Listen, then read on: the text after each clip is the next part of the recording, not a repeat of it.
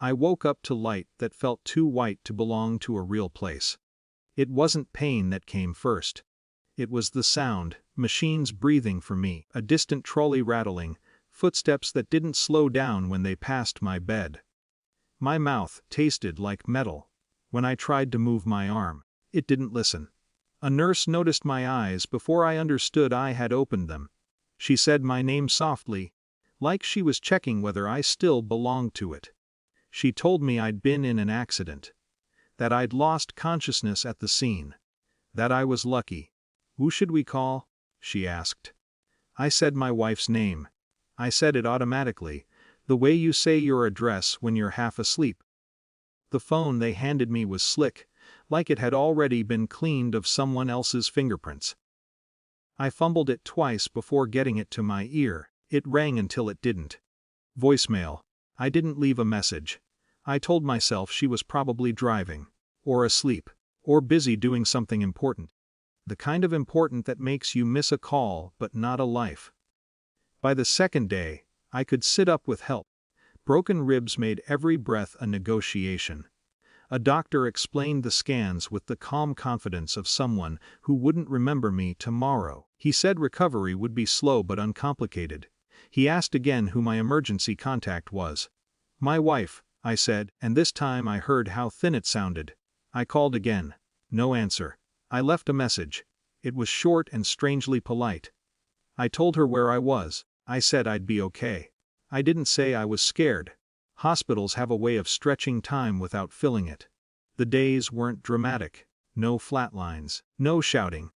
Just the slow drip of hours measured in vitals and medication schedules. I learned the names of 2 nurses and forgot the names of 3 more. They helped me to the bathroom, held doors, adjusted blankets without asking. Each day, someone asked if anyone had come to see me. Each day, I shook my head. On the 3rd day, I stopped explaining. I stopped saying, "She must be busy." Or, "She'll come later." I could feel myself doing it, protecting her in front of strangers who had no stake in my marriage. It was exhausting, that reflex. I let it go. I noticed things instead.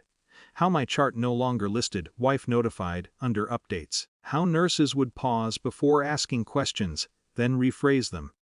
"Is there anyone else we should contact?" Became, "Do you have support?" I thought about past arguments, but not in the way people expect. There was no obvious villain memory, no shouting match that now made sense in hindsight. Just small absences, dinners eaten separately. Conversations deferred, moments where I'd chosen quiet over friction and called it maturity. On the 4th day, I called one last time. Straight to voicemail. I didn't leave a message. I stared at the phone for a long time after, then set it face down on the tray. Something in me decided that silence could exist without my constant effort to break it. My body improved. I could stand with less help. I could breathe deeper without flinching. The physical healing was almost insulting in its efficiency. It contrasted too sharply with everything else that felt suspended. By day 6, I knew when meals were coming without looking at the clock. I knew which hallway echoed more at night. I also knew something else, quieter and heavier. Whatever explanation she had, it would not include these days. She had not been here when I couldn't sit up. She had not been here when strangers washed my hair. She had not been here when I learned how easy it was for the world to continue without her noticing my absence from it. On the 7th day, I was signing discharge papers with a nurse I hadn't met before. She was efficient, kind in a practiced way. She explained follow-ups, medications, limitations. I nodded, already imagining the slow reclaiming of normal things. Voices carried from the hallway. A woman's voice, familiar enough that my chest tightened before my mind caught up. "Hey," she said to someone outside the room. "I'm looking for my husband. Is he still here?" The question landed strangely. Still here. As if I might have drifted out like misplaced luggage. The nurse paused mid-sentence. She didn't look at me first. She stepped into the doorway, keeping her body angled between the hall and my bed. Her voice stayed calm, neutral, the voice of someone answering hundreds of questions a day. "He was discharged this morning," she said. Then, after a beat, "He listed no visitors during his stay." Silence followed. Not the comfortable kind. The kind that drains color from a room you can't see. I didn't look up. I focused on the pen in my hand, on how steady it felt. The nurse finished explaining the paperwork as if nothing unusual was happening 5 feet away. A moment later, my wife appeared in the doorway. She looked thinner. Tired. Her eyes moved over me quickly, like she was checking inventory. Relief flashed across her face, followed immediately by something else, panic, maybe, or the realization that relief had arrived late. "You're okay," she said. "It wasn't a question." "I will be," I said. My voice surprised me, it was even unaccusing. She started to explain. I could tell by the shape of her breath, things had been complicated. Her phone had been lost. She'd needed time. She thought I'd be in better shape by now. Words stacked on top of each other, each one trying to justify the space between us.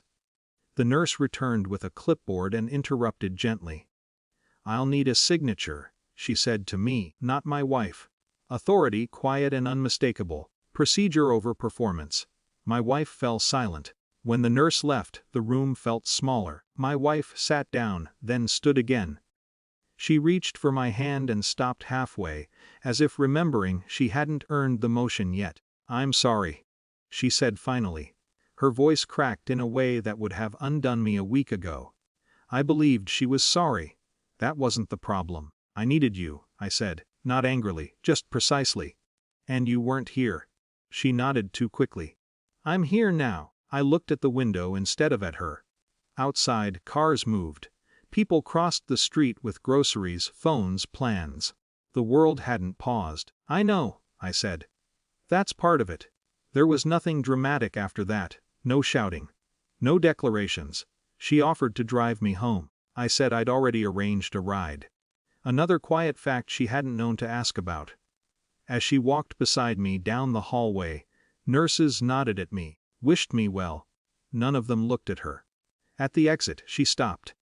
"What happens now?" she asked.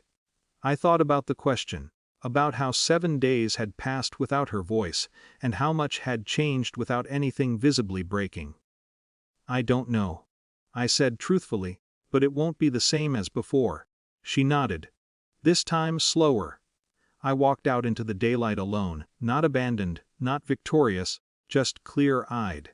Some things, once missed, don't return when called. They simply leave their absence behind, and you learn to live with the shape of it.